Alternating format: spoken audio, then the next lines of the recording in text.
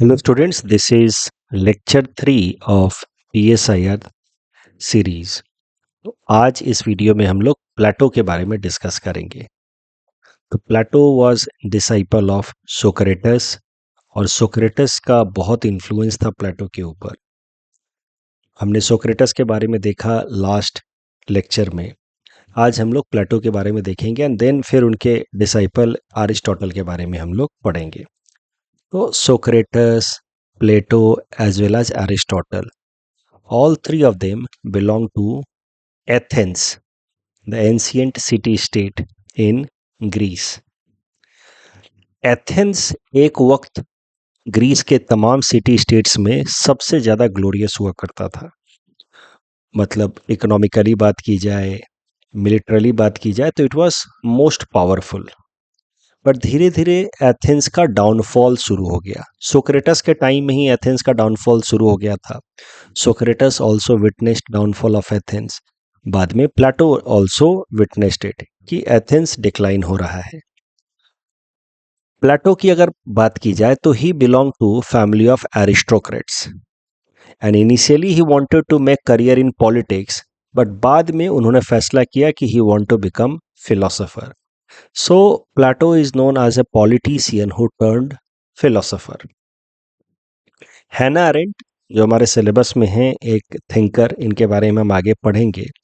She comments that Plato moved from life of action to life of contemplation. Life of action she used for career in politics, बाद में life of contemplation for philosophy. तो Plato ने ये सिर्फ क्यों किया अपने approach में? From politics he try to become later on a philosopher. ऐसा क्यों किया उन्होंने? क्योंकि जैसा कि मैंने आपको बताया, सोक्रेटस के टाइम से ही और बाद में प्लेटो के टाइम में भी Athens was witnessing a downfall, a decline. In fact Athens का डाउनफॉल का एक सबसे इंपॉर्टेंट मोमेंट आया जब Athens was defeated by Sparta. तो like Athens, Sparta was also a city state in ancient Greek society और एथेंस और स्पार्टा के बीच में काफ़ी लंबे समय से वॉर चल रहा था। उस वॉर को नाम दिया गया है पेलोपोनेसियन वॉर।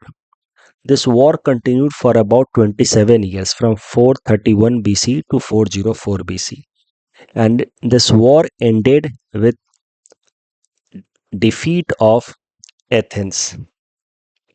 तो जब एथेंस डिफीट हो गया in this Peloponnesian war by Sparta, जो पहले एथेंस के सामने काफ़ी छोटा सिटी स्टेट माना जाता था, तो उसके बाद से प्लेटो स्टार्टेड थिंकिंग कि आखिर एथेंस क्यों डिक्लाइन कर रहा है। और प्लेटो चाहते थे कि वो एथेंस को वापस से एक महान सिटी स्टेट में कन्वर्ट करे। So Plato's goal was to make Athens great again. He wanted to revive the lost glory of Athens and that is why he turned himself from an active politician into a philosopher। क्योंकि उनको लगा कि एक philosopher ही होगा जो सोच विचार करके पता कर पाएगा कि आखिर एथेंस क्यों डिक्लाइन कर रहा है। इसके लिए गंभीरता से सोचने की ज़रूरत है, डीप थिंकिंग की ज़रूरत है इन ऑर्डर टू आइडेंटिफाई कि वाई एथेंस इज डिक्लाइनिंग। तो इस कारण से Plato started his life or turned his life in the direction of philosophy. He wanted to do deep thinking, deep contemplation in order to identify the real reason behind decline of Athens as a city state और फिर उन कारणों को deal करके he would work on reviving the lost glory of Athens। अब देखिए, प्लेटो के ऊपर उनके टीचर सोक्रेटस का काफ़ी इन्फ्लुएंस था और सोक्रेटस के बारे में हमने पिछले लेक्चर में देखा है that Socrates believed that knowledge is purpose of life. Socrates countered sophists और सोफिस्ट लोगों का कहना था money and power is purpose of life. Socrates ने उनको काउंटर किया कि no, it's not money and power but it is rather knowledge which is purpose of life. और यहाँ पे when he says knowledge, knowledge is not facts, knowledge is not about worldly things. Knowledge true sense में as per Socrates is about eternal and unchanging idea, जैसे कि knowledge about justice, virtue, goodness. तो इसके बारे में हमने आखिरी lecture में देखा है। सोक्रेटस कहते हैं कि true knowledge can not be derived from worldly things. For example, आप नहीं कह सकते कि फ्लावर इज ब्यूटीफुल, क्योंकि a beautiful flower today will wither and die later on. तो वो बाद में मर जाएगा, मुरझा जाएगा, and it will no longer remain beautiful. आप नहीं कह सकते कि एक इंसान हैंडसम है, यंग है, क्योंकि that person will not remain young and handsome always. तो वर्ल्डली चीज़ों को देख करके नॉलेज नहीं बनाया जा सकता। Knowledge can be only made about some higher eternal ideas like justice, virtue, and knowledge about these ideas cannot be obtained through experience. It can be obtained through reasoning, inner reflection या contemplation. तो ये जो idea है Socrates का कि दुनियादारी से knowledge निकालने की कोशिश नहीं करनी है। दुनियादारी से आपको सिर्फ फैक्ट्स मिलेंगे, लोगों के बिलीव्स मिलेंगे।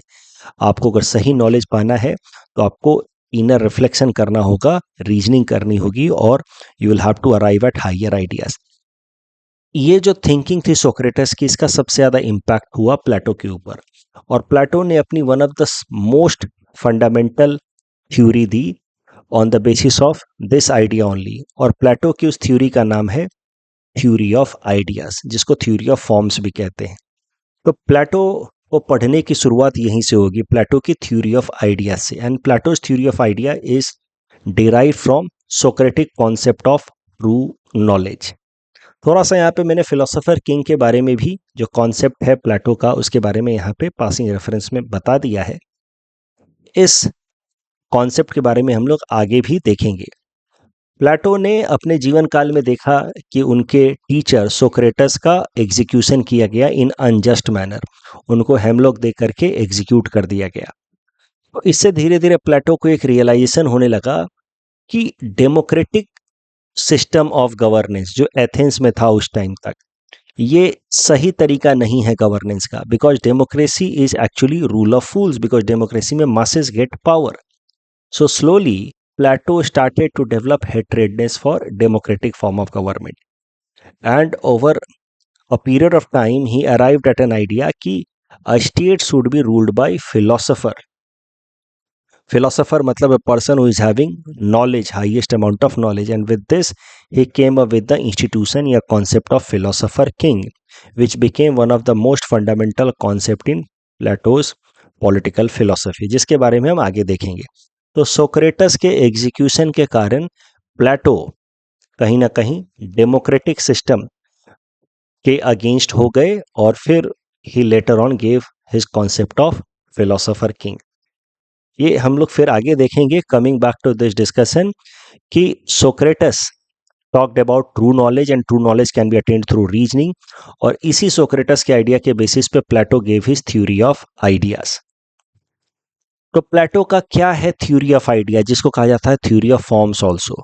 प्लेटो ने सोक्रेटस के आइडिया को फॉलो करते हुए ये कंक्लूड किया कि ये जो मटेरियल वर्ल्ड है, जो हमारे आसपास में दुनिया दिखती है, that cannot be the source of ultimate knowledge, क्योंकि this world keeps on changing। जैसे हम कहें कि this is a horse, so today it is a horse, but after few years it will die, it will turn into mere organic materials, it will mix into soil, then it will be absorbed by trees। तो आज ही horse है, but it will keep on changing. तो material world से we can not derive ultimate knowledge. So the material world we see around is not real in its ultimate sense, ऐसा कहा प्लेटो ने। He said कि these material things are just shadow or copy of higher unchanging reality, जिसको उन्होंने कहा ideas. अब ये बात आपको अच्छे से समझनी है। प्लेटो ने कहा कि एक, जैसे हम ब्राउन कलर के हॉर्स को देखें, ग्रे कलर के हॉर्स को देखिए, व्हाइट कलर के हॉर्स को देखिए, अब कलर सबका अलग अलग है। उसमें कोई मान लीजिए थोड़ा स्टर्डी है, कोई थोड़ा बल्की है, तो हैं सब अलग अलग तरीके के हॉर्स, बट हैं तो सब हॉर्स ही। तो इन मटेरियल वर्ल्ड में इन हॉर्सेस को देख करके हमारे दिमाग में रीजनिंग के थ्रू एक आइडिया आएगा the idea of horseness, which is common in all these three horses. That idea of horseness cannot be found in this material world. In this material world, we can only find the representation या manifestation of that ultimate idea. जैसे बस समझने के लिए ऐसा सोचिए कि एक मान लीजिए कोई ओरिजिनल नोट्स है, उस ओरिजिनल नोट्स की आप 1000 कॉपियां जेरोक्स करा लें, ओरिजिनल नोट्स तो ओरिजिनल ही रहेगा, बट जो उसकी जेरोक्स कॉपियां हैं वो कहीं पे डार्क जेरोक्स आएगा, कहीं पे थोड़ा लाइट जेरोक्स आ गया, कहीं पे कोई वर्ड पढ़ने को नहीं आ रहा, but the original copy will remain original only. वैसे ही हर एक जो मटेरियल एंटिटीज हैं, जैसे हॉर्सेस हैं, उन सारे हॉर्सेस का एक कॉमन आइडिया है जिसको कहा गया hoarseness, and this idea is ultimate reality. जैसे काउस, दुनिया में कई सारे काऊ हैं, ब्लैक काऊ, वाइट काऊ, ग्रे काऊ, किसी काऊ का पाँव टूटा हुआ है, किसी का कोई और प्रॉब्लम है, but all of them have one common entity, and that is the idea of cowness, which is same in all of them. तो प्लेटो कहते हैं कि जैसा उनके गुरुजी सोक्रेटस ने कहा था कि मटेरियल वर्ल्ड में अल्टीमेट नॉलेज नहीं है, ultimate knowledge is in reasoning, ultimate knowledge is beyond this material world. तो वैसे ही प्लेटो फिर उसी आइडिया को अप्लाई करते हुए कहते हैं कि the ultimate reality is not in the material world. Ultimate reality is in the form of idea. And ultimate reality वो material world में नहीं होता है, that is in form of idea, and that idea is within our soul. And the knowledge of that ultimate reality, that is idea, is the ultimate knowledge. I just hope आप यहाँ confuse नहीं हो रहे हैं, बस इसको समझना है अच्छे से. प्लेटो कहते हैं कि over and above this sensory world of material existence, ये जो दुनिया हमारे आसपास में जिसको हम लोग एक्सपीरियंस कर सकते हैं मटेरियल वर्ल्ड है, उसके बियॉन्ड एक दुनिया है which is true and real world, that is world of ideas. And what are ideas? Ideas are essence of a thing. जैसे तमाम हॉर्सेस का आइडिया है हॉर्सनेस. जैसे दुनिया में आपको कई सारे ब्यूटीफुल चीजें दिखेंगी, there are many beautiful things in the world, but they are not beauty in itself. There can be beautiful flower, there can be a beautiful place. All of them have idea of beauty, but they are not beauty in itself. The idea of beauty will not change ever, but that manifestation or representation of that idea of beauty in the form of beautiful flower will keep on changing. वो flower आज है, कल नहीं रहेगा. कोई beautiful city है, कल वो उतना ब्यूटीफुल नहीं रहेगा, पॉल्यूटेड हो जाएगा. तो प्लेटो कहते हैं कि जो भी दुनिया हमें आसपास में दिख रही है, ये अल्टीमेट रियलिटी नहीं है. They are just shadow, reflection या copy of ultimate reality. And the ultimate reality is idea, and ideas are essence of a thing. Essence मतलब द मोस्ट इंपॉर्टेंट फीचर, जिनको हम लोग रियल वर्ल्ड में देख नहीं सकते, जिसको रियल वर्ल्ड में टच नहीं कर सकते. तो मतलब they can not be understood through sensory experience, they can be understood only through reasoning. This material world में जो भी चीजें हैं, दे आर रिफ्लेक्शन या कॉपी ऑफ आइडिया. जैसे कि ये है idea of horseness, and all the horses are reflection of this idea. We have idea of beauty, and all the beautiful things are reflection of that idea.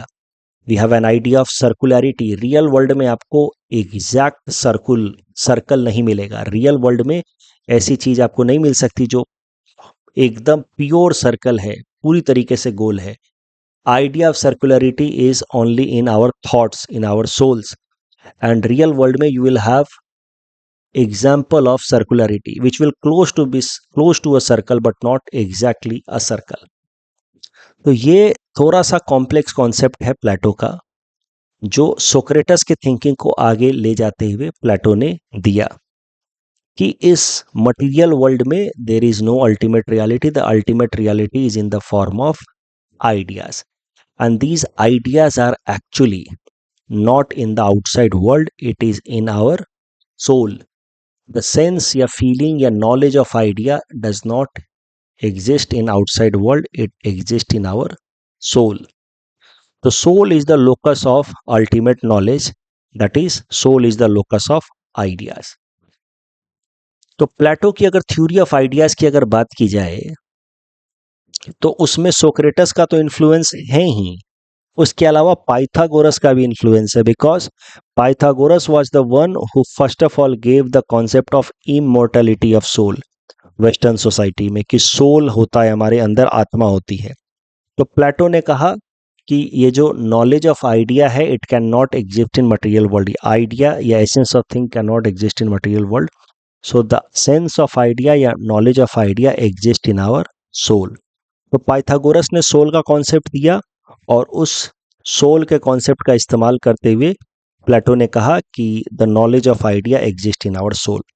साथ ही साथ Heraclitus ने क्या कहा था कि everything is changing in this world continuously, one can not step in the same river twice. और Parmenides ने क्या कहा था, प्री सोक्रेटिक एरा के थिंकर, कि ultimate reality is one, ultimate reality is unchanging. तो उन्होंने दिया था theory of permanence.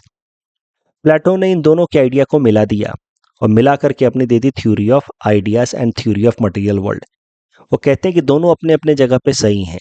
Heraclitus is talking about this material world जिसमें there are material things which are reflection of ideas and these will keep on changing. आज ये dark colour का horse है, कल इसको कोई बीमारी हो गई तो इस पे वाइट पैचेज हो सकते हैं, कल होकर के वो मर जाएगा.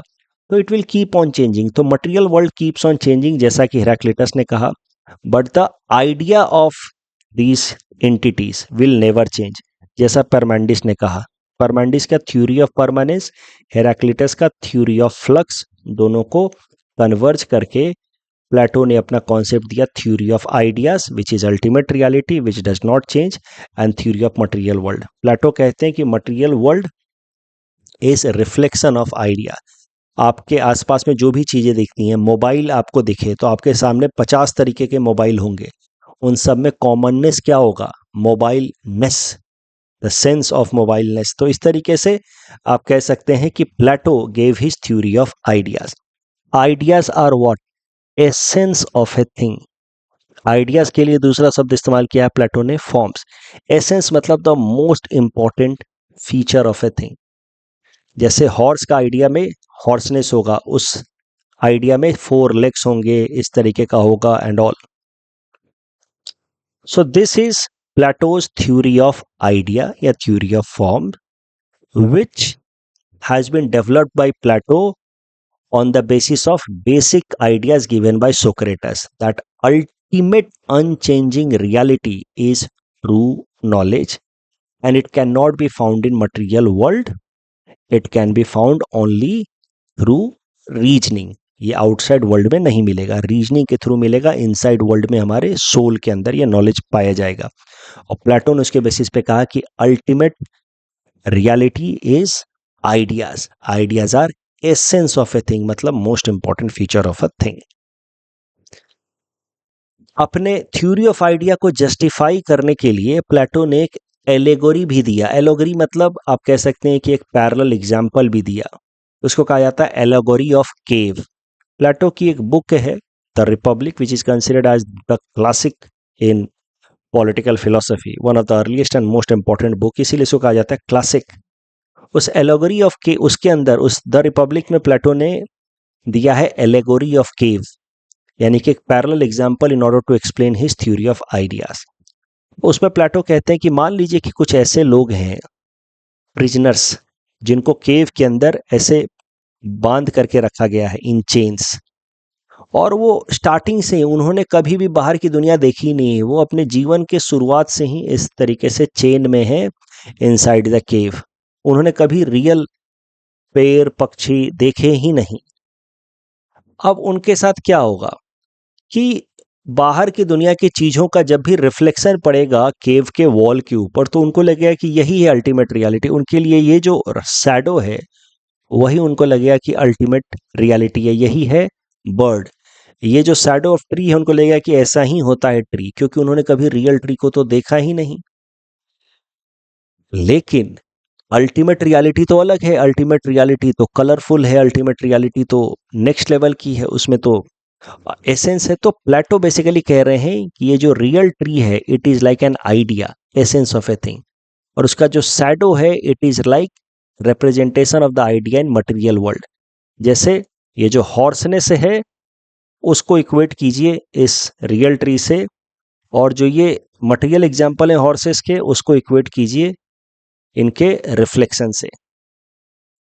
तो प्लेटो कहते हैं कि those people who are in chain here, this prisoners right since their birth, उन्होंने कभी रियल चीज को देखा ही नहीं तो उनको लगता है कि यही है अल्टीमेट रियलिटी। जैसे हम और आप, हम लोग इस दुनियादारी की चीजों को अल्टीमेट रियलिटी समझते हैं, but the ultimate reality is beyond this.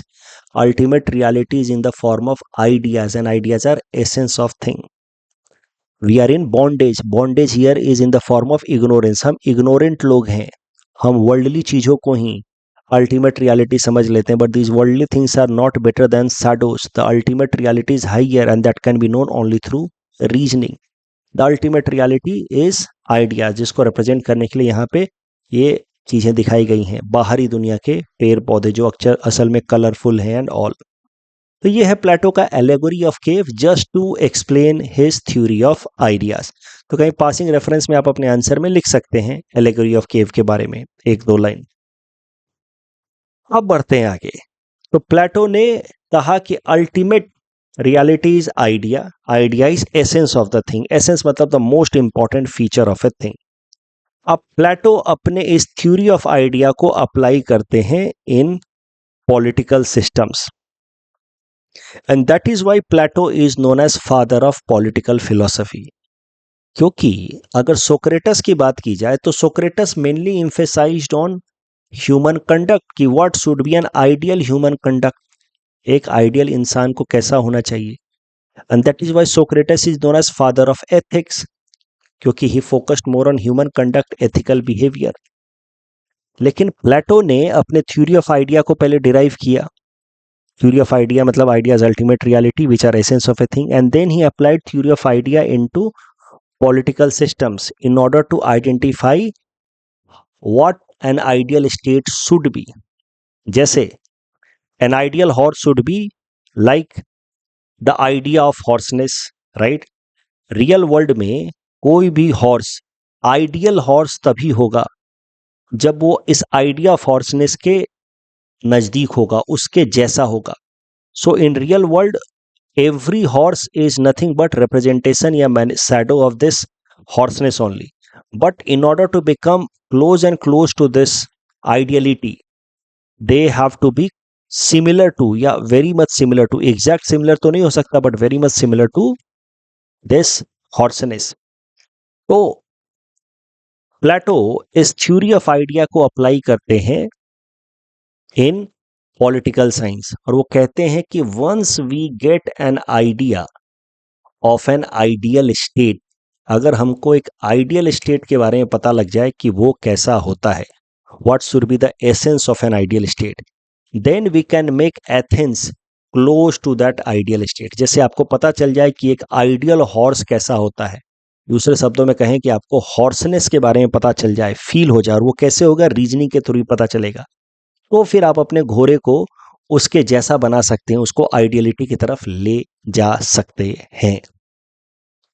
तो वैसे ही प्लेटो कहते हैं कि थ्योरी ऑफ आइडियाज को अब अप्लाई करते हैं पॉलिटिकल सिस्टम्स के लिए, और कहते हैं कि in order to make Athens great again, जो उनका मेन कंसर्न था, पहले हमको समझना होगा कि how an ideal state should B.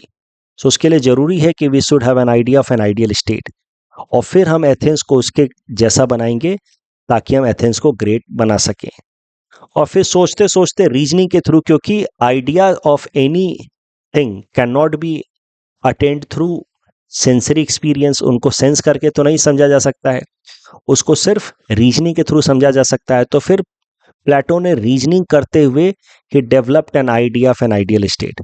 उन्होंने कहा कि एक आइडिया या एक आइडियल स्टेट वो होगा जो हारमोनियस स्टेट होगा, अ परफेक्ट मॉडल, एक हारमोनियस स्टेट होगा जिसमें करप्शन नहीं होगा, इनजस्टिस नहीं होगा। तो इस तरीके से Plato started looking for an idea of an ideal state, ताकि एथेंस को वापस से ग्रेट बना सके। अब देखते हैं कि प्लेटो ने किस तरीके के स्टेट को कहा है आइडियल स्टेट। तो आई जस्ट होप कि अभी तक आपको बात समझ आ रही है कि पहले प्लेटो ने दिया थ्योरी ऑफ आइडिया, सोक्रेटस के कॉन्सेप्ट्स को फर्दर डेवलप करते हुए, और फिर उस थ्योरी ऑफ आइडिया को अप्लाई कर दिया पॉलिटिकल सिस्टम में, और अब वो ढूंढ रहे हैं कि how an ideal state should look like, how an ideal state should be, so that फिर एथेंस को वैसा बनाया जा सके। और फिर सोचते सोचते प्लेटो ने कहा कि N ideal state should B one which is a just state. अब जस्ट स्टेट क्या है? अ just state is the one which is based on virtue of justice. अब ये थोड़ा कॉम्प्लेक्स मामला है, थोड़ा समझिए ध्यान से। प्लेटो कहते हैं कि ऐसा स्टेट जो जस्टिस के प्रिंसिपल्स पे बना है उसको कहा जाएगा आइडियल स्टेट। अब जस्टिस के प्रिंसिपल पे कोई स्टेट बना हुआ है, बेस्ड है, वो कैसे माना जाएगा? उसके लिए प्लेटो कहते हैं कि ऐसा स्टेट जिसके अंदर हर एक इंडिविजुअल या हर एक सिटीजन जस्ट है या फेयर है, वैसा स्टेट को माना जाएगा कि वो जस्टिस के आइडिया पे बेस्ड है, और फिर वैसे स्टेट को कहा जाएगा कि it is a just state, and A just state is an ideal state. इसी कॉन्टेक्स्ट में प्लेटो ने कहा कि state is an individual writ large. अब इस कोट को अच्छे से समझते हैं। जैसे भारत का एग्जांपल ले लेते हैं, हमारा देश भारत। अब भारत के लोग अगर ऑनेस्ट होंगे, भारत के लोग अगर जस्ट होंगे, यानी कि इंडिविजुअल्स जस्ट होंगे, फेयर होंगे, तो हमारा देश भी जस्ट होगा, फेयर होगा। इसी सेंस में उन्होंने कहा है कि state is an individual writ large. State जो है इंसानों का, उनके सिटीजन्स का ही मैग्निफाइड वर्जन है, कोई अलग नहीं है। If individuals are just, state will become just. Opposite is also true, if individuals are corrupt, citizens are corrupt, state या country will become corrupt and weak. और प्लेटो कहते हैं कि एथेंस कमजोर हुआ, डिक्लाइन हुआ, स्पार्टा से हारा, वो इसलिए क्योंकि वहाँ के सिटीजन्स करप्ट हो रहे हैं। और सिटीजन्स इसलिए करप्ट हो रहे हैं क्योंकि उन पे सोफिस्ट का इन्फ्लुएंस ज़्यादा बढ़ रहा है। सोफिस्ट ने जैसे उनको सिखाया है कि go for power and money, उस कारण से लोग इंडिविजुअल लेवल पे करप्ट हो रहे हैं और देश कमजोर हो रहा है, इसी कारण से एथेंस हारा है। इसी कॉन्टेक्स्ट में प्लेटो कहते हैं कि states do not come out of oak और rock, they inhere in the minds of people. जैसे लोग वैसा देश होगा। प्लेटो के इस आइडिया को, which is basically highlighting organic relation between state and individual, कि जैसा देश वैसे लोग, जैसे लोग वैसा देश, उसी आइडिया को महात्मा गांधी के इस कोट में भी देखा जा सकता है, be the change you want to see in others या इन द कंट्री। अगर देश को आप बेहतर बनाना चाहते हैं तो खुद ऑनेस्ट बनिए, पहली कंडीशन वो है। पंडित नेहरू का ये quote, who lives if India dies and who dies if India lives. अगर देश इंटेलेक्चुअल होगा, ऑनेस्ट होगा, तो ही लोगों के लाइफ का मीनिंग होगा। तो बेसिकली ये जो कोट है डायरेक्टली तो नहीं, लेकिन इनडायरेक्टली स्टेट और इंडिविजुअल के बीच में ऑर्गेनिक रिलेशन बता रहा है। अगर लोग अच्छे होंगे तो देश तरक्की करता रहेगा, अगर लोग बेईमान होंगे तो देश डूब जाएगा। Who lives if India dies and who dies if India lives. अगर देश अच्छा होगा तो सबका जीवन अच्छा होगा, अगर देश डूबेगा तो सब डूबेंगे। और कहीं ना कहीं स्टेट और इंडिविजुअल के बीच में एक ऑर्गेनिक रिलेशन है। जैसे हमारे शरीर के सारे ऑर्गन्स हैं, लीवर, किडनी, हार्ट, अगर सब हेल्दी होंगे तो पूरा शरीर हेल्दी होगा। अगर धीरे धीरे अगर सब कोई भी बीमार हुआ तो धीरे धीरे सब बीमार होने लगेंगे। तो प्लेटो के हिसाब से N ideal state is the one which is based on the virtue of justice. If state is based on virtue of justice, इसका मतलब ये होगा कि उस स्टेट के अंदर जो सिटीजन्स हैं या इंडिविजुअल्स हैं, they are just and fair. ठीक है, तो अब सारा मामला आ गया, इंडिविजुअल्स जस्ट होने चाहिए। Individuals are building block of a just state. Just individual will lead to just state.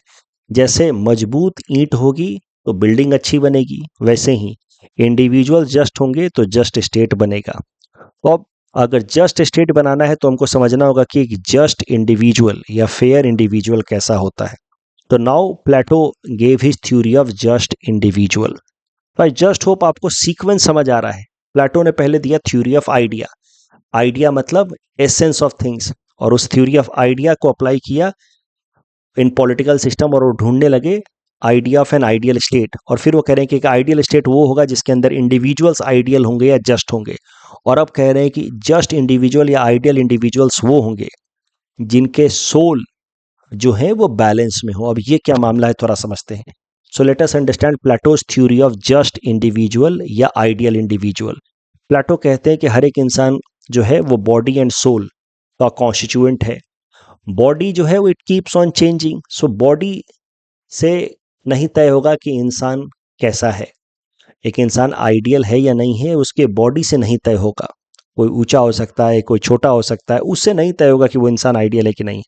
Soul is the stable aspect of human existence, तो सोल तय करेगा कि वो इंसान आइडियल है या नहीं। अब ह्यूमन सोल, उसके अंदर 3 ट्रेड्स होते हैं, 3 गुण होते हैं। रीजनिंग की एबिलिटी होती है, स्पिरिट जोश, हिंदी में कहें तो जोश रहता है, रीजनिंग होती है मतलब बुद्धि, सोचने समझने की ताकत, स्पिरिट होता है। तीसरा एपेटाइट या थोड़ा डिजायर भी होता है कि थोड़ा पैसा हो जाए हमारे पास, बढ़िया घर गाड़ी हो जाए। तो प्लेटो कहते हैं कि एक जस्ट इंडिविजुअल या आइडियल इंडिविजुअल तब होगा जब ये 3 कंडीशंस पूरे होंगे। पहला कंडीशन कि उस इंसान के सोल के अंदर जो तीनों ट्रेड्स हैं वो प्रॉपरली फंक्शन कर रहे हों। रीजन जो है वो काम करता हो, रीजन जब काम करेगा तो इंसान के अंदर आएगा विजडम। स्पिरिट भी काम करता हो, इंसान के अंदर थोड़ा स्पिरिट भी हो, अगर स्पिरिटेड इंसान होगा तो उसके अंदर थोड़ा करेज होगा, और थोड़ा बहुत एपेटाइट या डिजायर भी हो, बिकॉज एपेटाइट या डिजायर होगा तो इंसान जो है वो एंगेज होगा into production of goods and services. तो पहली कंडीशन जस्ट इंडिविजुअल के लिए ये है कि उसके सोल का तीनों हिस्सा ठीक से काम कर रहा हो। जैसे एक बढ़िया कार होगी तो उसका हर एक कंपोनेंट ठीक से काम कर रहा होगा, वैसे ही प्लेटो कहते हैं कि एक जस्ट इंडिविजुअल होगा तो उसके सोल का तीनों हिस्सा ठीक से काम कर रहा होगा। Reasoning will lead to wisdom, spirit will lead to courage and desire will lead to production of goods and services. दूसरा कंडीशन वो कहते हैं कि तीनों aspect of the soul must be functioning, but उसमें जो रीजनिंग एस्पेक्ट है it must control the other 2 aspect. अगर कोई भी इंसान जस्ट या फेयर होना है तो उसके अंदर जो रीजनिंग है it must regulate the other 2 aspect. Reasoning का थोड़ा कंट्रोल होना चाहिए स्पिरिट पे, करेज पे। अगर रीजनिंग का कंट्रोल करेज पे खत्म हो गया, स्पिरिट पे खत्म हो गया, तो इंसान फिर ब्रूटल हो जाता है, एक्सप्लॉइटेटिव हो जाता है, दूसरों को पीटता है, एक्सप्लॉइट करता है। अगर रीजनिंग का कंट्रोल खत्म हो गया एपेटाइट पे तो इंसान करप्ट हो जाता है, ज़्यादा से ज़्यादा पैसा वसूलने की कोशिश करता है अपने लिए, ग्रीडी हो जाता है बेसिकली। अगर रीजनिंग का कंट्रोल खत्म हो गया एपेटाइट पे तो reason should limit spirit as well as desire, तब जाकर के उस इंसान को कहा जाएगा कि वो जस्ट है। एक और कंडीशन है, प्लेटो कहते हैं कि हर एक इंसान के अंदर ये उसके जो सोल होते हैं उसमें तीनों ट्रेट होता है, reasoning, spirit and appetite. But इन तीनों में से एक जो ट्रेट होता है वो थोड़ा डोमिनेंट होता है। किसी इंसान के अंदर एपेटाइट की भावना थोड़ी ज्यादा होगी as compare to spirit and reason, किसी के अंदर स्पिरिट की भावना थोड़ी ज्यादा होगी, और किसी के अंदर रीजनिंग की भावना थोड़ी ज्यादा होगी। तो out of these 3 traits there will be one dominant trait. The person must choose his or her profession as per their dominant trait. ये तीसरा कंडीशन जब पूरा होगा, तीनों जब पूरे होंगे, तब जाकर के कहा जाएगा कि इंसान जो है वो जस्ट या फेयर इंडिविजुअल है या आइडियल इंडिविजुअल है।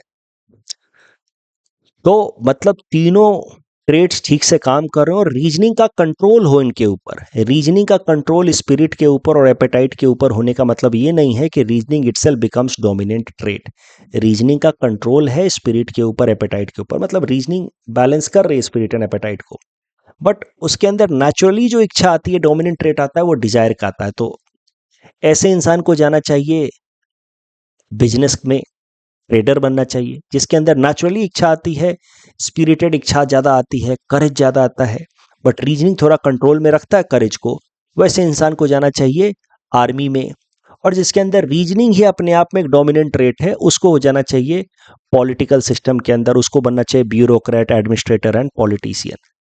तो प्लेटो कहते हैं कि एक इंसान जस्ट इंडिविजुअल तभी होगा जब उसके तीनों सोल के तीनों ट्रेड्स काम कर रहे हों, रीजन कंट्रोल बनाया हुआ हो स्पिरिट और एपेटाइट के ऊपर, क्योंकि अगर कंट्रोल छूटा स्पिरिट के ऊपर तो इंसान जो है वो हार्स हो जाएगा, रैश हो जाएगा।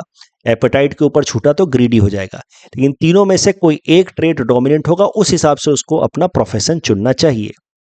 पीपल गाइडेड बाय विजडम, जिनके अंदर reasoning will be the dominant trade, they should join the ruler class. और उनमें जो टॉप मोस्ट रूलर होगा दैट शुड बी फिलोसोफर। इसी से उन्होंने दिया है कॉन्सेप्ट ऑफ फिलोसोफर किंग, जिसके बारे में हम आगे देखेंगे। People guided by courage should join the warrior class. People guided by desire should join the producer class, जैसे कि फार्मर, आर्टिसन एंड ट्रेडर्स। अब Plato has given theory of myths of metal, क्योंकि प्लेटो कहते हैं कि every soul will have one dominant trait. अब लोग अपने डोमिनेंट ट्रेट के हिसाब से अपना प्रोफेशन चुने, ताकि वो अपने डोमिनेंट ट्रेट के हिसाब से प्रोफेशन चुने, ताकि वो जस्ट या फेयर इंडिविजुअल बने रहें। इसके लिए प्लेटो कहते हैं कि एक मिथ स्प्रेड करना बहुत जरूरी है। प्लेटो सजेस्ट करते हैं कि जो रूलर्स हैं, जो टॉप मोस्ट लोग हैं जिनके अंदर विजडम है, उनको समाज में एक मिथ फैलाना होगा, एक नोबल लाई बोलना होगा, एक झूठ बोलना होगा, बट विथ गुड इंटेंशन, ताकि समाज में सोशल ऑर्डर बना रहे और लोग अपने प्रोफेशन, अपने डोमिनेंट ट्रेड के हिसाब से चुने। और इसके लिए प्लेटो ने दिया है his theory of myths of metal. Plato कहते हैं कि जो लोग भी रूलर क्लास के लोग हैं, उनको एक मिथ फैलाना होगा समाज में, एक नोबल लाई बोलना होगा, और वो ये लाई बोलेंगे कि हम सब इंसान को मदर अर्थ ने जन्म दिया है, but all human beings are born from the same mother earth. But हमको जब गॉड्स ने बनाया तो मदर अर्थ से अलग अलग मेटल्स लेकर के हमारे सोल को बनाया है। रूलर्स या फिलोसोफर्स के सोल को बनाया है विथ गोल्ड, सोल्जर या वॉरियर्स के सोल को बनाया है विथ सिल्वर, एंड प्रोड्यूसर या वर्कर क्लास के सोल को बनाया है विथ कॉपर। ऐसा प्लेटो कहते हैं इन his book the Republic, book number 3। उसके भी अलग अलग वॉल्यूम्स हैं, तो वॉल्यूम नंबर 3 में कहते हैं कि एक नोबल लाई फैलाना होगा। ये झूठ फैलाने से होगा क्या? ये झूठ किसी इल इंटेंशन से नहीं फैलाने को बोला जा रहा है, झूठ फैलाने के लिए बोला जा रहा है विद सम नोबल इंटेंशन। इससे फायदा क्या होगा? प्लेटो की theory of myths of metal कहती है कि इससे ये होगा कि हर इंसान अपने अपने डोमिनेंट ट्रेट के हिसाब से अपना प्रोफेशन चुनेगा। तो समाज में एक क्लियर कट डिवीजन हो जाएगा amongst the different classes. Philosopher class अलग होंगे जो रूलिंग की एक्टिविटी में काम करेंगे, वॉरियर क्लास अलग होंगे जो सोल्जर क्लास में रहेंगे, वर्कर्स अलग होंगे जो प्रोड्यूसिंग का काम करेंगे। तो समाज में एक हार्मनी बनी रहेगी। समाज में अलग अलग क्लास अपना अलग अलग काम कर रहा है और कोई एक दूसरे के काम में दखल अंदाजी नहीं कर रहा है। No one is interfering into the job of other. तो इससे समाज में हार्मनी बनी रहेगी, फंक्शनल स्पेशलाइजेशन होगा, यूनिटी बनी भी रहेगी। क्योंकि मिथ्स ऑफ मेटल में क्या कहा जा रहा है कि we all are born out of the same mother, यानी कि we all are brothers and sisters, children of the same earth, and it will lead to justice. तो प्लेटो का जो कॉन्सेप्ट ऑफ जस्टिस है बड़ा डायनेमिक है, ये modern day of justice जैसा नहीं है। प्लेटो कहते हैं कि जब जस्ट इंडिविजुअल होगा तो ही जस्ट स्टेट आएगा। और जस्ट इंडिविजुअल कौन है? जिसके अंदर जो तीनों ट्रेट्स हैं सोल के वो आपस में बैलेंस में हैं, बट फिर भी वो अपने डोमिनेंट ट्रेट के हिसाब से प्रोफेशन चुनता है, but within the soul उसके तीनों ट्रेट्स जो हैं वो आपस में बैलेंस में है। तो मतलब internal harmony within the soul, within the 3 traits of the soul will make an individual just. और जब समाज में ज़्यादातर लोग जस्ट हो जाएंगे तो समाज जस्ट हो जाएगा। It will lead to a just state या just society which will also be in harmony, क्योंकि उस समाज के अंदर अलग अलग क्लास डिवीजन होगा और हर एक क्लास अपने अपने ड्यूटी पे फोकस करेगा, अपने अपने काम पे फोकस करेगा। सो प्लेटो का जो कॉन्सेप्ट ऑफ जस्टिस है, it focuses on creating harmony within an individual and harmony in the state या society. Within the individual there will be harmony in the 3 traits of the soul, and within the state there will be harmony amongst the 3 classes of the society. अब Plato का जो myths of metal है, it is very much similar to the concept of varna system, जिसको महात्मा गांधी ने भी support किया है। Varna system जो एंशियंट टाइम में जो ऋग्वेदिक सिस्टम में लिखा गया था, that was not hereditary caste division, it emphasized on classification on the basis of natural qualities. Varna is not a system of inequality, graded inequality, but graded duty, ऐसा कहा महात्मा गांधी ने। बाद में varna system became rigid, hereditary, on the basis of birth, and that led to basis of social discrimination. तो जो बाद का जो रिजिड कास्ट सिस्टम है, that is not true varna system, but जो जेन्युइन ओरिजिनल वर्ना सिस्टम है, it is very much similar to Plato's myths of metal, कि जो जिस चीज में बेहतर है वो काम करे, और इससे उसको अंदर से भी खुशी मिलेगी, वो अंदर से भी सेटिस्फाइड रहेगा, उसके अंदर भी एक बैलेंस, हार्मनी रहेगा, और समाज में भी हार्मनी रहेगा, अनड्यू कंपटीशन नहीं होगा।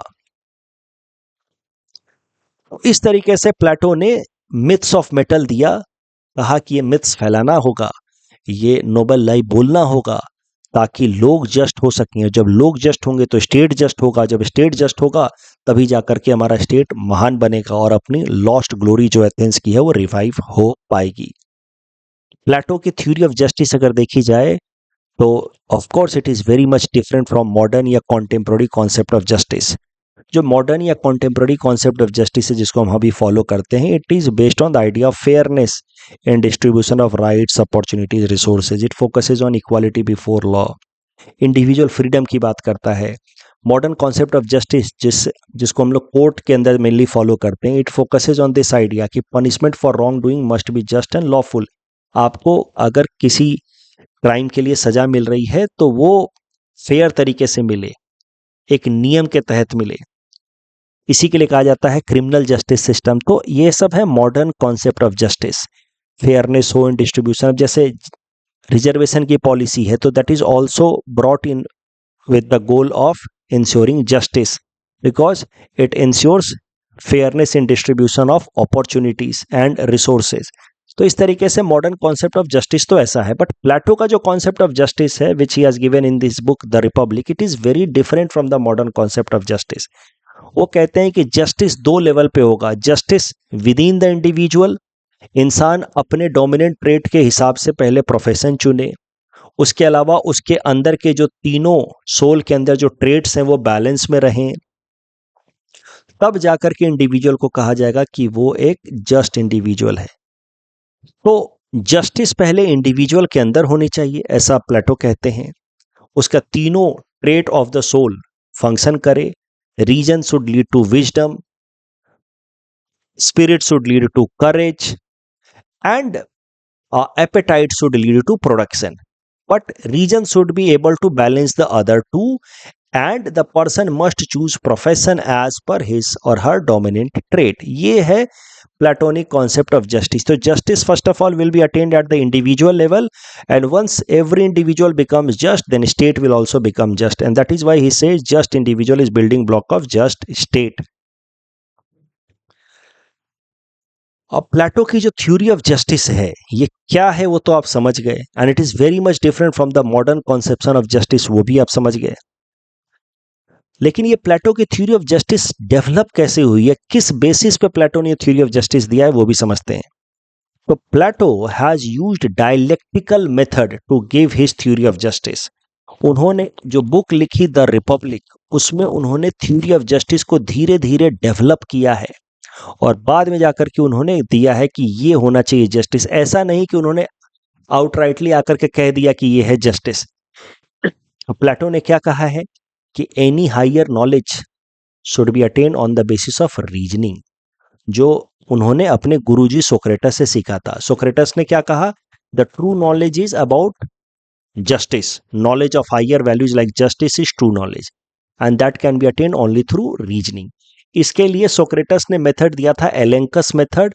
एलेंकस मेथड को फर्दर डेवलप करके प्लेटो ने दिया डायलेक्टिकल मेथड, और डायलेक्टिकल मेथड का एप्लीकेशन दिखाया है प्लेटो ने अपनी बुक रिपब्लिक में, और जिसकी मदद से उन्होंने धीरे धीरे फिर डेवलप करके दिया है कॉन्सेप्ट ऑफ जस्टिस।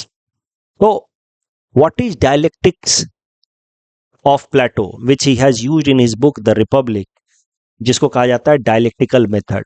तो डायलेक्टिकल मेथड के अंदर एक आइडिया दिया जाएगा, that idea will be countered, question, contradiction दिया जाएगा, एंड देन फिर एक हाइयर आइडिया दिया जाएगा on the basis of contradiction in the original idea. तो इस तरीके से डायलेक्टिकल, डायलेक्टिक्स का मतलब क्या होता है? Discussion, conversation and reasoning. तो डायलेक्टिक्स कर करके प्लेटो ने हाइयर आइडियाज देते देते, अचीव करते करते फिर अल्टीमेट कॉन्सेप्ट ऑफ जस्टिस दिया है। और ये डायलेक्टिकल मेथड प्लेटो ने प्रैक्टिस किया इन हिज बुक द रिपब्लिक। अब बुक द रिपब्लिक में प्लेटो डायलेक्टिकल मेथड को कैसे रिप्रेजेंट करते हैं, तो उसमें उन्होंने अलग अलग लोगों के बीच में डिबेट एंड डिस्कशन को प्रेजेंट किया है। उसमें मेनली एक तरफ, जैसे किताब लिखी उन्होंने द रिपब्लिक, उसमें उन्होंने एक मेन कैरेक्टर बनाया सोक्रेटस, और सोक्रेटस के डिबेट, उनका गुरु जो मर चुका है, उस अब वो किताब लिख रहे हैं और उस किताब के अंदर अपने गुरु को बनाते हैं एक कैरेक्टर सोक्रेटस, और फिर अलग अलग कैरेक्टर्स लाते हैं वो जो है रियल कैरेक्टर सोक्रेटस के टाइम के हैं, जैसे सेफालस, पॉलेमार्कस, थ्रासिमैकस एंड ग्लूकोन। और इनके बीच में फिर डिबेट, कन्वर्सेशन करा करके, और फिर प्लेटो दिखाते हैं कि you see how the justice, the what should be the real concept of justice. तो बेसिकली द बुक प्लेटो ने जो लिखी है द रिपब्लिक, उसमें कन्वर्सेशन है प्लेटो का मेन कैरेक्टर सोक्रेटस का with other contemporary people of time of Socrates. सब मर चुके हैं, जब प्लेटो ये किताब लिख रहे हैं तो ये सब मर चुके हैं, लेकिन इनके बीच का कन्वर्सेशन जब हुआ होगा तो कैसा हुआ होगा, ये सोच सोच करके प्लेटो लिख रहे हैं, और उसकी मदद से he has developed the concept of justice. तो Plato does not claim that these conversations have actually happened. He is simply giving a philosophical recreation कि ये कैसे इनके बीच में डिबेट होती होगी, और what idea of justice must have been given by Socrates. तो सोक्रेटस ने खुद कोई किताब नहीं लिखी, कोई जर्नल नहीं लिखी। सोक्रेटस क्या सोचते थे, उनकी पर्सनालिटी कैसी थी, वो हमें पता चलता है थ्रू बुक द रिपब्लिक। यानी कि जो प्लेटो जिस तरीके से सोक्रेटस को दिखा रहे हैं, हमें लगता है वैसे ही है या वैसे ही थे Socrates, and that is why it is sometimes said that all that is Socrates is platonic. Socrates के बारे में हम जो भी जानते हैं वो प्लेटो की नज़रों से ही हम जानते हैं, क्योंकि सोक्रेटस ने कोई किताब तो लिखी नहीं। अब ये जो बुक है प्लेटो की द रिपब्लिक, उसमें डायलेक्टिक्स है, डिबेट है, कन्वर्सेशन है between Socrates as the main character and other characters. तो पहला डिबेट है सोक्रेटस एंड सेफालस के बीच में। Cephalus was an old wealthy citizen of Athens. अब दोनों डिबेट कर रहे हैं और ढूंढने की कोशिश कर रहे हैं कि व्हाट इज जस्टिस। तो सोक्रेटस पूछते हैं सेफालस से कि व्हाट इज जस्टिस। सेफालस कहते हैं justice is telling the truth and paying one death.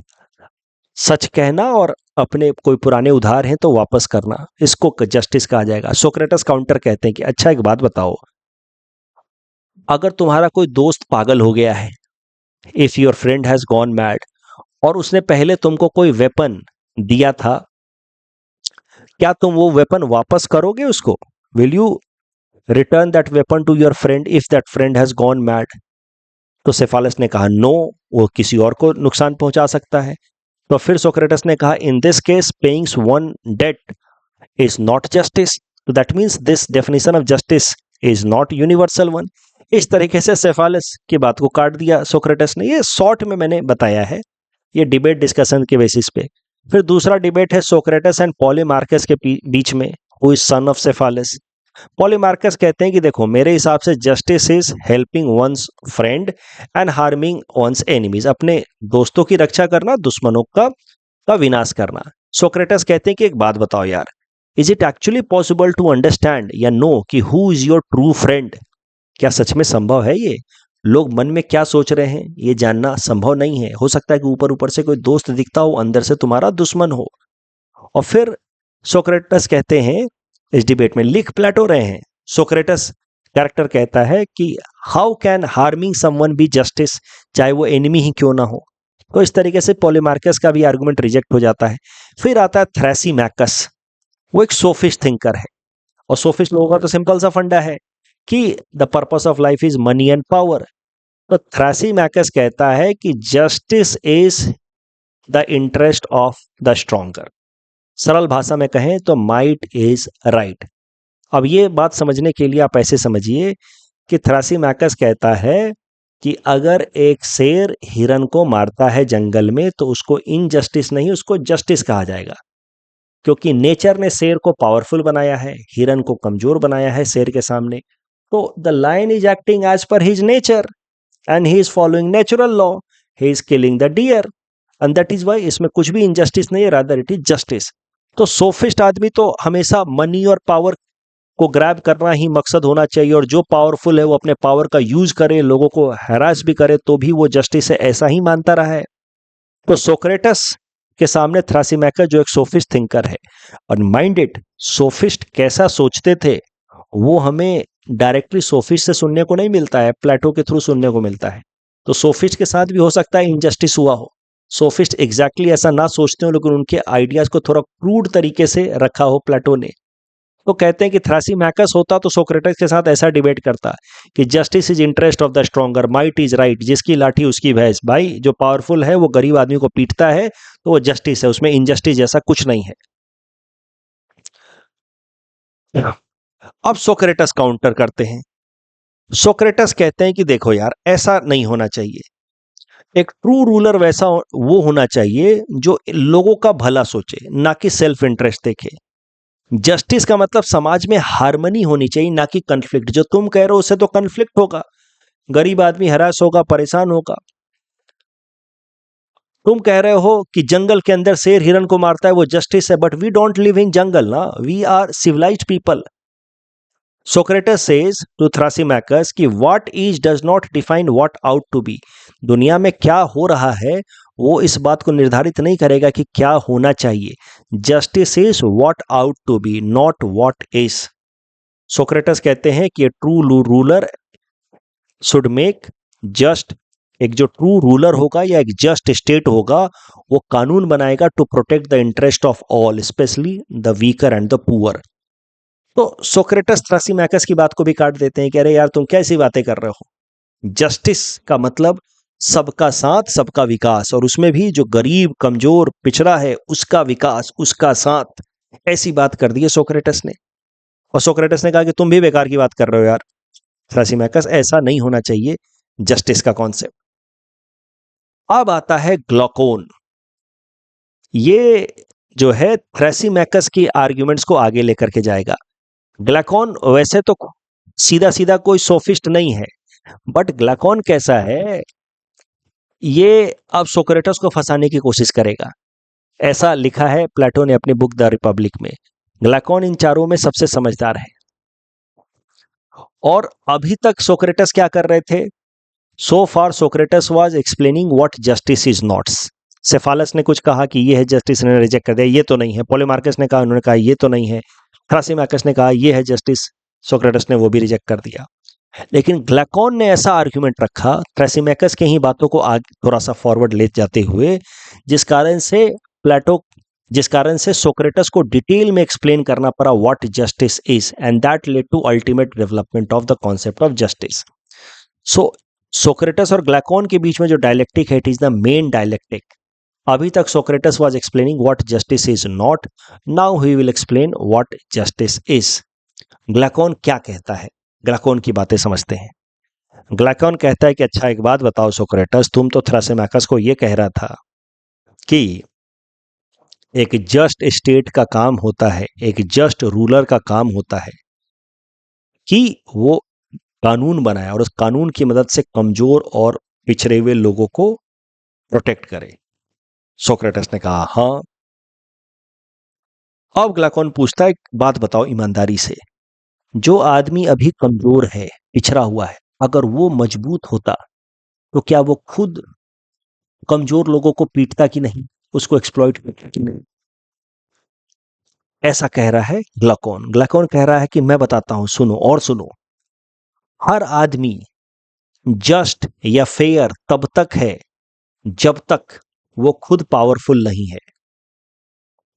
वो जस्टिस की बात तब तक करता है, कानून तब तक नहीं तोड़ता है जब तक उसको डर है कि कानून तोड़ने से कहीं उसको पनिशमेंट ना मिल जाए, कहीं उसको उसको जब वो खुद कमजोर होता है तो चाहता है कि समाज में जस्टिस बना रहे। जो पावरफुल लोग रहते हैं वो नहीं चाहते समाज में जस्टिस बना रहे। अपनी बात को समझाने के लिए ग्लूकॉन एक स्टोरी भी सुनाता है जिसको कहा जाता है the story of ring of Gyges. इस द रिंग ऑफ गाइजेस में क्या होता है, it is also known as the human nature test.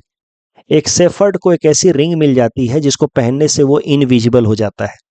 उसके बाद वो सेफर्ड हर तरह के क्राइम करता है क्योंकि now he is free from any kind of fear. ना उसको पनिशमेंट मिल सकता है ना उसका रेपुटेशन लॉस होगा। वो अंगूठी पहन करके क्राइम करे, किसी को पता भी नहीं चलेगा।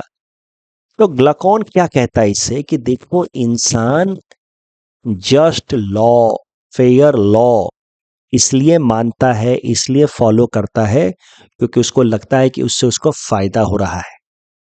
जो मजबूत लोग होते हैं वो जस्ट लॉ या फेयर लॉ को मानना नहीं चाहते हैं, बट फिर भी मजबूरी में मानते हैं क्योंकि उनको डर है कि अगर वो कानून तोड़ेंगे तो स्टेट उनको पनिशमेंट देगा। तो हर आदमी ये जो जस्टिस है या फेयरनेस है ये मजबूरी में फॉलो कर रहा है, उसका मन नहीं है। Naturally from inside no one wants to follow just order, no one wants to follow fair system.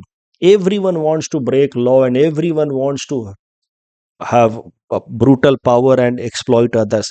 But it's just that उनको ऐसा लगता है कि अगर हमने ऐसा किया, अगर वो पावरफुल है, समाज में दो ही तरह के लोग हैं, कमजोर है तो वो उसका भी मन है कि काश मेरे पास पावर होता तो मैं लोगों को एक्सप्लॉइट करता, लेकिन वो सोचता है कि है ही नहीं, तो कहता है नहीं नहीं समाज में जस्टिस होना चाहिए, जस्टिस होना चाहिए। और जो मजबूत है वो सोचता है यार ये सब रूल वूल नहीं होना चाहिए। वो रूल इसलिए नहीं तोड़ पा रहा है, जस्ट सिस्टम को इसलिए नहीं तोड़ पा रहा है क्योंकि उसको डर है कि state will punish him.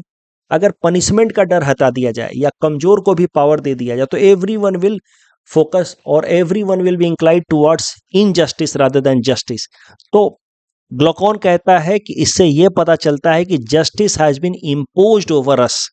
The concept of justice is not good in itself, it has been imposed over us with a goal of ensuring harmony in society। तो ये जबरदस्ती का है, it is forced over us, people are forced to act in just manner। एक तरीके से कहा जाए तो हमको हमारे नेचर के अगेंस्ट जाने के लिए कहा जा रहा है। This is somewhat injustice in the name of justice. बड़ा चतुर है ग्लूकॉन, फंसा रहा है सोक्रेटिस को। People are just not because they love justice, but because they fear punishment. Powerful people, they fear punishment. They don't want to be harmed. And कमजोर तो उसको पता है कि अगर जस्टिस का कंसेप्ट हटा दिया गया तो वही पिटेगा। तो इसलिए ग्लूकॉन कहता है कि इसी कारण से कमजोर लोग बेसिकली एक साथ आए हैं। समाज में कमजोर लोग ज्यादा हैं।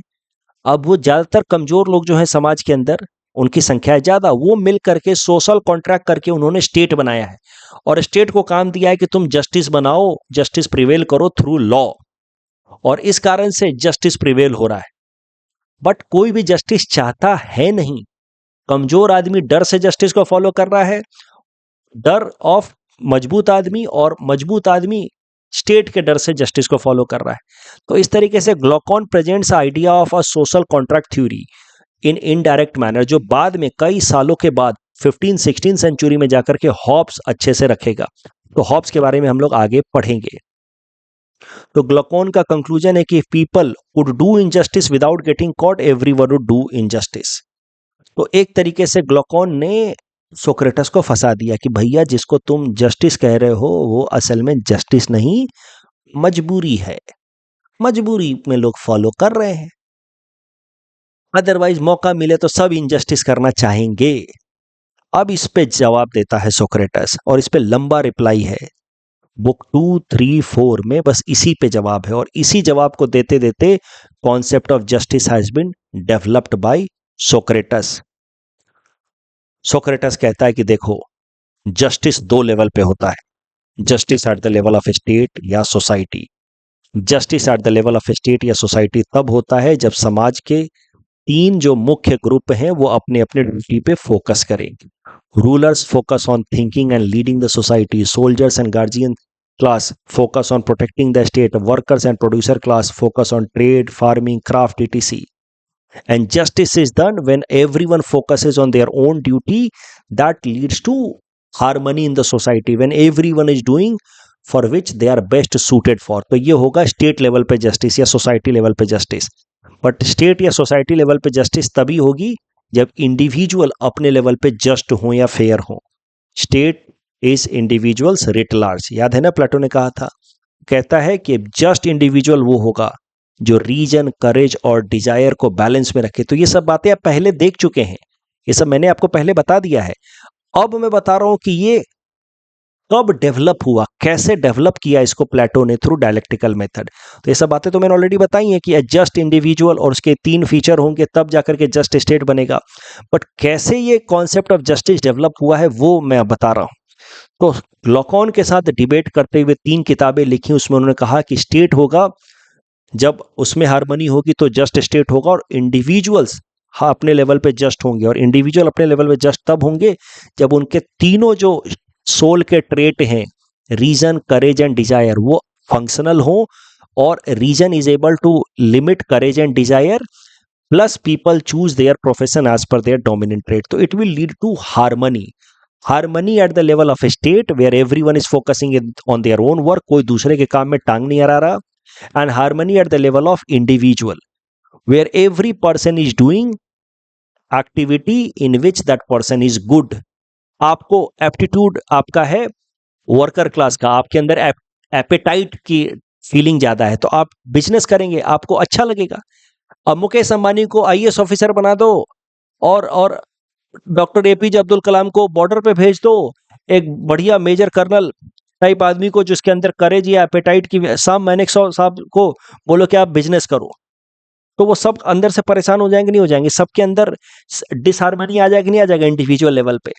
तो वो कह रहे हैं कि ये जो कॉन्सेप्ट ऑफ जस्टिस है उसमें इंडिविजुअल के अंदर भी हार्मनी रहती है, क्योंकि उसका तीनों ट्रेड जो है आपस में बैलेंस में रहता है, and the person chooses profession as per his aptitude या लाइकिंग। और इससे क्या होता है कि स्टेट लेवल के ऊपर भी हार्मनी आ जाती है। Justice is not outside pressure, it is inner harmony. ये तुम कह रहे हो ना ग्लाकोन, ऐसा नहीं है कि लोग जबरदस्ती जस्टिस फॉलो करेंगे ऊपर से दबाव में स्टेट के डर से, ऐसा नहीं है। आप अपने हिसाब से doing your own duty will naturally lead to just individual, and doing your own duty, what is your duty in this case? Acting as per your dominant trait। तो आपका नेचर है बिजनेस करने का, आप बिजनेस कीजिए। आपका aptitude है करेज का, तो आप बॉर्डर पे जाइए। आपका एप्टीट्यूड है रीजनिंग का, तो आप फिर ब्यूरोक्रेट बनिए, आप पॉलिटिशियन बनिए, अपना काम कीजिए। इससे क्या है कि समाज में भी हार्मनी आएगी, इंडिविजुअल पे भी हार्मनी आएगी। और फिर सोक्रेटस कहते हैं कि justice is desirable, it is not imposed but rather it is desirable. Reason being it is deontologically desirable, क्योंकि it is good in itself, अपने आप में अच्छा है, इंडिविजुअल का भी अच्छा कर रहा है, स्टेट का भी अच्छा कर रहा है। And it is good teleologically also, desirable teleologically also, because it is leading to good outcome also. Individual is also feeling satisfied, happy, and state also becomes just, fair, powerful, corruption free। और इस तरीके का अगर state बनाया गया तो that state can become close to an ideal state. That should be the essence of an ideal state. तो जैसे हॉर्स का एसेंस होता हॉर्सनेस, वैसे ही आइडियल स्टेट का एसेंस होगा कि उसके अंदर इंडिविजुअल जो है वो जस्ट हो, और सब स्टेट लेवल पे हर एक क्लास जो है अपने अपने काम पे फोकस कर रहा है, तब जाकर के होगा आइडियल स्टेट। ये कॉन्सेप्ट दिया idea of an ideal state Plato ने, और कहा कि हमें एथेंस को इसके जैसा बनाना है, तब जाकर के हमारा एथेंस की लॉस्ट ग्लोरी जो है वो रिवाइव होगी। अब ये कैसे होगा, कैसे इंडिविजुअल्स को उनके डोमिनेंट ट्रेड के हिसाब से प्रोफेशन दिया जाए, इसके लिए प्लेटो ने दिया है theory of education and theory of communism. ये सब हम लोग अगले लेक्चर में देखेंगे।